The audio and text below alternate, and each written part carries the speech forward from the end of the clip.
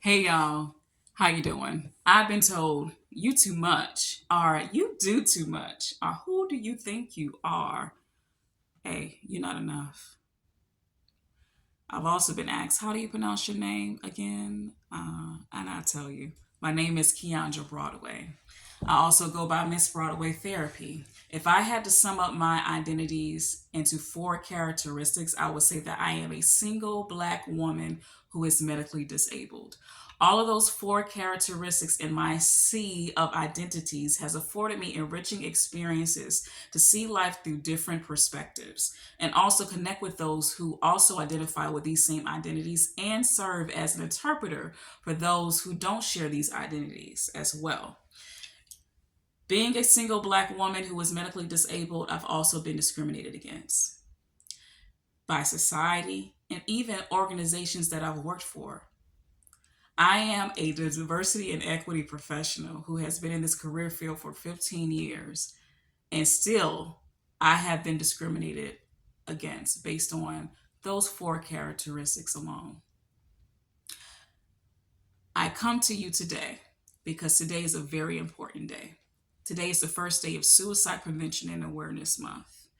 This Awareness Month hits home for me because I have had people close to me that has been impacted by suicide, and I myself in my darkest moments have had morbid ideations where I didn't want to live anymore. Yeah, I said it. Even as a Christian and believer, I have been in those dark places where I just didn't want to feel my grief anymore. I wanted God to call me home. Even having the best parents in the world and sibling and community, I still found myself in a very dark place.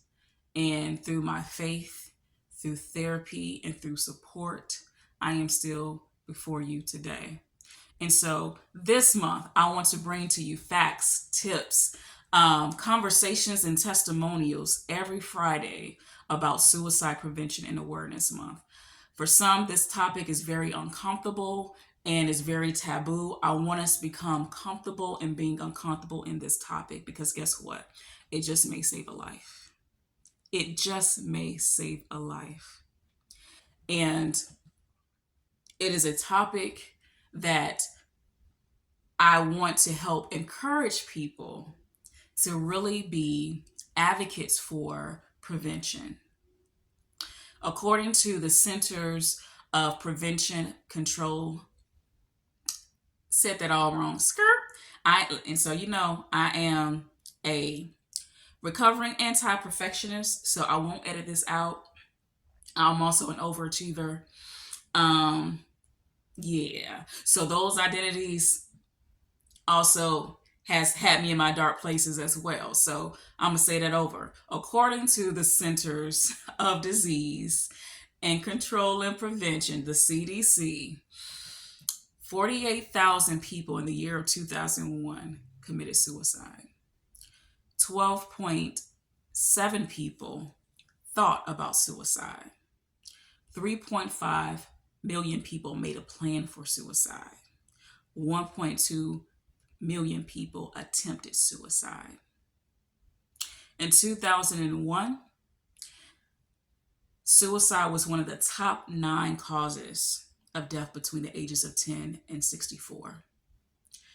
The leading second cause of death was by suicide for ages 10 to 14 and 20 to 34. I am 37 years old, and I am a 37-year-old who has never been married and never had kids. And so just want to tap into our single people for a minute. I want to use this month to help empower you. Society has done a great job in separating and shaming single adults and also separating our married people and our single people to be at odds. I hope that to reshift that by the end of this month. Because whether you find yourself married or find yourself unmarried, we all have single experiences. I've had the fortunate opportunity to work with the military overseas. And even in my friendships with those who were married to a military spouse, When their spouse will leave for deployment, that spouse that's back home or on base will have that single experience where you have to handle things by yourself. And even that spouse that deploy will have that single experience. Okay. Um, there are single parents who have that single experience. There are divorcees who have that single experience. Okay.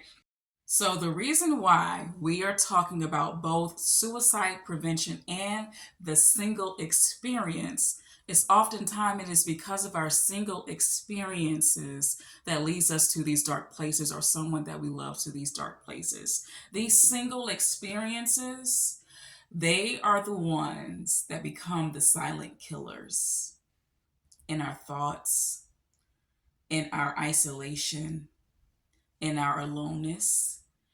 And that is why we're actually combining those two topics together in honor of Suicide Prevention and Awareness Month because it starts with our single experiences.